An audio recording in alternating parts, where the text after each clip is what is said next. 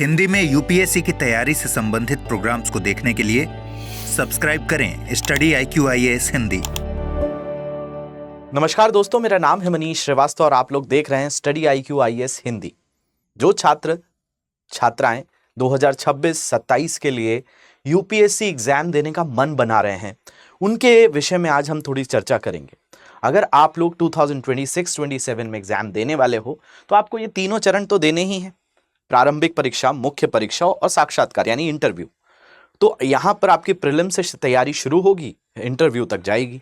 और ये 3 चरणों वाला जो पेपर है, इसमें जो प्रारंभिक परीक्षा है, इसमें आपको 2 पेपर देने होते हैं, जीएस पेपर 1 और जीएस पेपर 2। 200 नंबर के होते हैं। एक क्वेश्चन इस वाले पेपर में 2 नंबर का होता है, दूसरे पेपर में 2.5 नंबर का होता है। इसमें 67 नंबर लाने अनिवार्य हैं, नहीं तो आपका जीएस पेपर 1 चेक ही नहीं होगा। अगर जीएस 1 का कट ऑफ नहीं निकला तो फिर आप मुख्य परीक्षा नहीं दे पाएंगे। और मुख्य परीक्षा में आपको जीएस के 4 पेपर, निबंध का 1 पेपर, ऑप्शनल के 2 पेपर और कंपलसरी 2 पेपर देने होते हैं। तो वैसे ये परीक्षा 1750 नंबर की होती है और साक्षात्कार 275 नंबर का होता है। तो कुल मिलाकर 2025 नंबर का आपका मेंस और इंटरव्यू होता है, जिसके आधार पर आपकी रैंक आती है। ये एक बेसिक सी चीज़ है। जब कोई यूपीएससी के लिए प्रिपेयर करना स्टार्ट करता है तो इन सारे बिंदुओं पर ध्यान देता है।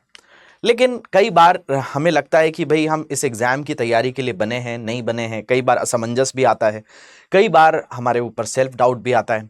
तो बेसिकली हम कैसे निर्धारित करें कि हमें इस एग्ज़ाम को निकालना है या हम इस एग्ज़ाम के लिए पूरी तरह से एप्लीकेबल हैं, मतलब हम इसके एलिजिबिलिटी क्राइटेरिया को फुलफिल कर दें, यानी हमने ग्रेजुएशन किया है या हमारा ग्रेजुएशन हो जाएगा, या फिर हम इस फॉर्म को भर सकते हैं, हमारे सारे एज क्राइटेरिया फुलफिल हो रहे हैं। क्या केवल यही एक पूरा का पूरा पैमाना है जो इस एग्ज़ाम को देने के लिए अनिवार्य है? तो देखिए, पेपर बहुत सारे हैं, इसमें बहुत सारे अलग अलग सब्जेक्ट्स आपको पढ़ने हैं। लेकिन सबसे पहली अनिवार्य चीज़ है कि आपकी इच्छा है कि नहीं। अगर ये एक ऐसी चीज़ है, देखिए ज़िंदगी में सारे लोग कहीं ना कहीं प्रयास करते हैं कि उनको रोज़गार मिले, है ना, उनके पास एम्प्लॉयमेंट हो, अपने पाँव पर वो खड़े हों, और उस अनुरूप सब अलग अलग क्षेत्र चुनते हैं। कोई शिक्षा का क्षेत्र चुनता है, कोई संगीत का क्षेत्र चुनता है, कोई खेल का क्षेत्र चुनता है ना। तो ऐसे अगर हम बात करें तो आज की डेट में कैरियर ऑप्शंस बहुत सारे हैं। तो अगर सबसे पहली बात है कि यूपीएससी एग्ज़ाम को अगर आपको देना है, तो यूपीएससी एग्ज़ाम देने के लिए सबसे पहला क्राइटेरिया है, ये आपको तय करना होगा। किसी की बदले आप नहीं कर पाओगे, है ना। किसी को लगता है कि आपको करना चाहिए, या किसी को लगता है कि भाई आप कर लो और आप उसकी वजह से आ गए हो, तो ये एग्ज़ाम आपके लिए नहीं है। इस एग्ज़ाम की सबसे पहली नीड है कि भाई यहाँ पर कंसिस्टेंट रहना होता है। ये छोटी मोटी तैयारी नहीं है, एक लंबी तैयारी है। बहुत सारे अलग अलग सब्जेक्ट्स पढ़ने होते हैं, बहुत सारे सब्जेक्ट्स को पहले सीखना होता है, समझना होता है, फिर याद होते हैं, फिर आंसर राइटिंग होती है। और आंसर राइटिंग मतलब उस चीज़ को लिखने में भी आप 1-2 बार नहीं लिखते। तो भाई कौन ऐसे छात्र हैं, वो कौन ऐसी क्राइटेरियाज को फिक्स करें या उस मापदंड के अंदर अपने आप को तोलें और उसके बाद लगता है कि ये सारे मापदंड हमारे लिए हैं, तो फिर एग्जाम जरूर दें। तो यहां पर आप सबसे पहले अगर इस एग्जाम को चुन रहे हैं जो यूपीएससी कराता है, जिसको हम कह रहे हैं सिविल सर्विसेज की परीक्षा, यानी सिविल सेवा परीक्षा अगर आप देना चाहते हैं तो इसके कुछ मानदंड हैं। अगर आपको लग रहा है कि ये मानदंडों पर आप खरे उतर सकते हैं, तो फिर आप ज़रूर एग्ज़ाम के लिए तैयारी करिए।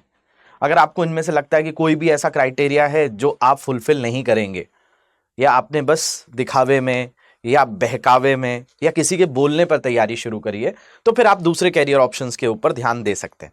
लेकिन जो एकदम श्योर है ना, वो कुछ मापदंड मैं आपको बता रहा हूँ, इस पर अपने आप को तौलिएगा, है ना। 4 से 5 बिंदु हैं इस एग्जाम के, उन पर आपको लगता है कि भाई हमें तैयारी करनी चाहिए, तो बिल्कुल करिए। तो पहला मानदंड ये है कि ये तैयारी आप किसी प्रेशर में मत करिए,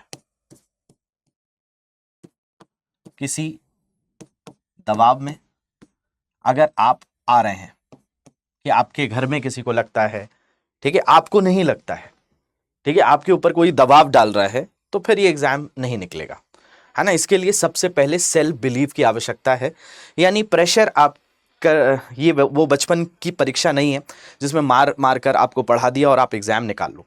तो पहली केस है कि अगर आप किसी प्रेशर में इस तैयारी को कर रहे हो, किसी के बोलने पर कर रहे हो, आपको खुद नहीं लग रहा है, तब तक ये एग्जाम आपके लिए नहीं। तो पहला आकलन आप ये कर लीजिए। दूसरा मापदंड है वो है सेल्फ बिलीफ।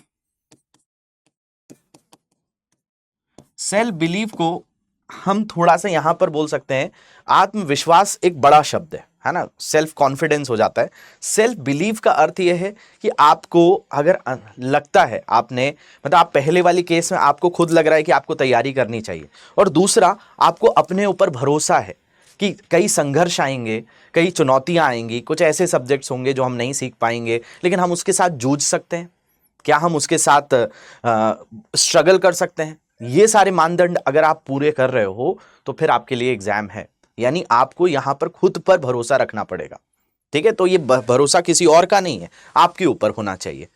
तीसरी चीज जो है वो इस एग्जाम के लिए ये है कि आपको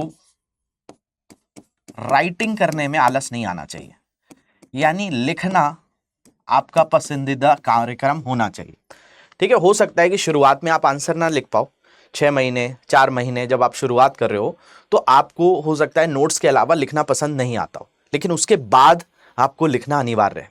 तो इस एग्जाम का एक मानदंड ये भी है कि आप कितना लिखते हो, आप लिखना पसंद करते हो कि नहीं। क्योंकि अगर आप इस एग्जाम की तैयारी कर रहे हो और आप लिखने से कतरा रहे हो तो फिर ये एग्जाम आपके लिए नहीं है। क्योंकि प्रीलिम्स के बाद आपको एक बहुत बड़ा चरण है मेंस, और मेंस में जो आइडिया है वो आप देखिए 500 नंबर का आपका मेंस होता है, ऑप्शनल होता है, वैकल्पिक विषय है। इसमें 250 नंबर का एक पेपर है 250 मार्क्स का, दूसरा पेपर भी 250 नंबर का है, ठीक है। एसए की बात करें वो 250 नंबर का पेपर है, ठीक है। जीएस पेपर 1 का उदाहरण ले लें तो इसमें इतिहास पढ़ना है, भूगोल पढ़ना है, समाज पढ़ना है, ठीक है। इसमें 20 क्वेश्चन आएंगे, 10 क्वेश्चन 10 नंबर के, 10 क्वेश्चन 15 नंबर के, जिनमें 150 शब्द और 250 शब्दों में आपको लिखना है, और एक दिन में आपको 2-2 पेपर भी लिखने हैं। तो इस पेपर की एक बहुत बड़ी मांग है लिखना, राइटिंग करना, ठीक है। ये सबसे पहली चीज है। चौथी, इस पेपर के लिए अनिवार्यता ये है कि इस पेपर के साथ आपको कंटिन्यूटी बनाकर रखनी होती है। कंटिन्यूटी का मतलब यही है कि आपको लगातार पढ़ना होगा इस पेपर के लिए। कब तक पढ़ना होगा? जब तक इंटरव्यू वाली लिस्ट में आपका नाम नहीं आता, ठीक है। इंटरव्यू लिस्ट में जिस दिन आपका नाम आ जाएगा उस दिन आप रेस्ट कर सकते हो, अदरवाइज, है ना। रेस्ट का मतलब ये नहीं कि आप संडे एंजॉय नहीं कर सकते, आप होली नहीं मना सकते, आप दिवाली नहीं मना सकते, कुछ एक आध दिन ऐसे हैं, लेकिन ये एग्जाम लगातार, अगर आप इसके साथ जुड़ गए हैं, करंट अफेयर्स आपको पढ़ना होगा, साथ साथ आपको सब्जेक्ट्स पढ़ने होंगे, और कंटिन्यूटी ब्रेक नहीं होनी चाहिए। यानी आपका प्रीलिम्स निकल गया, आपने सोचा कि अब तो हमारा प्रीलिम्स निकल ही गया है, अब मेंस तो निकल ही जाएगा, तो फिर आप रेस से बाहर हो जाओगे। आपको प्रीलिम्स निकल गया है, मेंस निकल गया है, इंटरव्यू निकल गया है, उसके बाद आपका फाइनल लिस्ट में आ गया है, तो चैन की सांस है। अगर इंटरव्यू नहीं निकला तो फिर से प्रीलिम्स मेंस इंटरव्यू, अगर मेंस नहीं निकला तो फिर से प्रीलिम्स मेंस इंटरव्यू, और अगर प्रीलिम्स ही नहीं निकला तो फिर नेक्स्ट प्रीलिम्स। तो इसीलिए ये एग्जाम ऐसा है कि ये मांग करता है कि क्या आप लगातार पढ़ने के लिए तैयार हैं, क्या आप बार बार जो है ब्रेक्स पर तो नहीं चले जाते हैं कि भाई 1 महीने पढ़ा, 1.5 महीने आपने गैप ले लिया। तो अगर आप कंटिन्यूटी लगातार पढ़ने के लिए तत्पर हैं, अपने अनुरूप, अपने अनुसार, देखिए कठिनाइयां इस एग्जाम की का हिस्सा है, लेकिन ये चीज आपके साथ जुड़ी रहेगी। 5वीं चीज जो हो सकता है आप लोगों में से कई लोगों को लगे, देखिए ये एग्जाम ऐसा है ना कि ये समय मांगता है, और समय आपके पास सीमित है ना, समय आपके पास लिमिटेड है। तो हो सकता है कि जब आप इस एग्जाम की तैयारी कर रहे होगे तो आपकी दोस्ती, यारी, रिश्तेदारी, पहचान, जो आपका अच्छा सर्कल था, हो सकता है कई 12th से पास आउट हो स्टूडेंट्स अभी, जिन्होंने अभी विचार किया हो कि हम स्कूल में तो काफ़ी अच्छा था, हमारा कॉलेज में काफ़ी अच्छा था, हम दोस्तों से मिलते जुलते थे, घूमना फिरना करते थे, तो ये समय आपके पास बड़ा सीमित हो जाता है, ठीक है। तो थोड़ा सर्कल यहाँ पर, जब तक आप तैयारी कर रहे होते हो, आपके साथ ये सारी चीज़ें होती हैं कि भाई मित्र यारों को आप वो समय नहीं दे पाओगे, ठीक है। आप अपने रिश्तों को इतना समय नहीं दे पाओगे। ऐसा नहीं है कि आप दुनिया से कट जाओगे, बट आपके पास ये एग्जाम है ना, समय मांग रहा है। कैसे मांग रहा है? इसके लिए आपको करंट अफेयर्स डेली पढ़ना है, इस एग्जाम के लिए आपको सीसैट भी पढ़ना है, इस एग्जाम के लिए एक ऑप्शनल सब्जेक्ट भी प्रिपेयर करना है, आपको हर सब्जेक्ट की थ्योरी भी सीखनी है। जैसे इस सब्जेक्ट का ओवरऑल, अगर हमारे जैसे कोई बैच में हमारे पास जो स्टूडेंट्स हैं, उनका अगर मैं डे का करिकुलम बताऊं तो 3 घंटे की उनकी जीएस की क्लासेस होती हैं, है ना। जीएस यानी सामान्य अध्ययन का कोई भी पेपर, जैसे इतिहास चल रहा है तो भाई प्राचीन इतिहास, मध्यकालीन इतिहास, आधुनिक इतिहास, आज़ादी के बाद का भारत, कला एवं संस्कृति, ये हिस्ट्री के ही पार्ट्स हैं। तो उनकी क्लासेस हिस्ट्री की चलती हैं, तो वो भी अलग अलग सेगमेंट्स में चलती हैं। वर्ल्ड हिस्ट्री भी है तो वर्ल्ड हिस्ट्री भी पढ़नी होती है। ज्योग्राफी के साथ भी ऐसा है, सोशल ज्योग्राफी है, फिजिकल ज्योग्राफी है, इंडियन ज्योग्राफी है, वर्ल्ड की ज्योग्राफी है, इकोनॉमिक ज्योग्राफी है ना, सोसाइटी एक अलग सब्जेक्ट है। तो आपकी 3 घंटे की रोजाना जो क्लासेस होती हैं, वो जो स्टूडेंट्स तैयारी कर रहे हैं उनका 3 घंटे रोजाना जाता है केवल लाइव क्लासेस में। उसके बाद उसमें जो नोट्स बनाए हैं उनको रिवीजन करना है, वो भी समय। अगर हम सिर्फ क्लासेस की मैं बात करूं तो क्लासेस में 3 घंटे की क्लासेस उनकी वो ऐसी होती है कि जिनमें वो लोग जीएस पढ़ते हैं, 1 घंटा न्यूज़पेपर या करंट अफेयर्स को देते हैं, 1 घंटा सीसैट को देते हैं, ये 5 घंटे हो गए। उसके अलावा एक ऑप्शनल प्रिपेयर कर रहे हैं, उसमें भी 2.5 से 3 घंटे की। तो दिन भर में केवल पढ़ने का, अभी एक्सेप्ट करने का, अभी रिविजन की नहीं बात हो रही, आंसर राइटिंग की बात नहीं हो रही, डेली 8 घंटे की तो आपको क्लास लेनी है। क्योंकि भाई 1700 से घंटे से ज़्यादा की तो आपके पास बैच में क्लासेस होती हैं। आप कैसे भी तैयारी करोगे, इतना आपको पढ़ना होगा। पहले सब्जेक्ट बैलेंस करोगे, आंसर राइटिंग अलग चीज़ है, टेस्ट आप दोगे उसके लिए अलग समय देना है, रिवीजन करना है उसके लिए अलग समय देना है। अगर आपको लगता है कोई रेफरेंस बुक पढ़नी है, सीसैट करना है, करंट अफेयर्स के लिए रोज़ाना अपडेट होना पड़ेगा, तो नोट्स बनाना, उनको रिविजन करना, तो इसके लिए आपके दिन के 10 घंटे लग जाते हैं। तो फिर समय तो आपके पास सीमित हो गया। तो अगर आप सोच रहे हैं कि भाई तैयारी करते करते हम सारे रिश्ते भी निभा लेंगे, दोस्ती यारी भी कर लेंगे और एग्जाम की तैयारी भी कर लेंगे, तो फिर आप गलत ट्रैक पर हैं। तो अगर आपको लगता है इन 5 मापदंडों पर आप समय दे पाएंगे, आप लगातार रह पाएंगे, आप लिख पाएंगे, आप खुद पर भरोसा कर पाएंगे और आप किसी दबाव में ये तैयारी के साथ नहीं जुड़ेंगे, तो फिर आप जरूर जुड़ सकते हैं।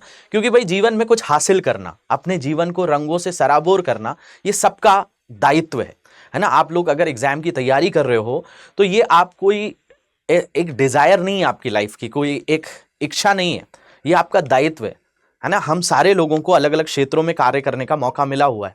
तो अगर आपने इस एग्जाम के लिए सोचा है, ये 5 मानदंडों को आप पूरी तरह से सुनिश्चित कर रहे हो, तो आप बिल्कुल तैयारी करिए, है ना। और आपके पास अभी अपने जीवन को संवारने का एक बड़ा अच्छा अवसर है। क्योंकि अगर हम बात करें तो यूपीएससी आईएएस के लिए prelims to interview P2I batch जो हमारा है, संपूर्ण बैच जो मार्च का बैच है, इसमें होली फेस्टिव सेल के कारण ये बैच उन स्टूडेंट्स के लिए जिनको सिर्फ रिकॉर्डेड सेशंस देखने हो या जिन्होंने पढ़ा हुआ हो, उनको ये 8,500 अवेलेबल में है।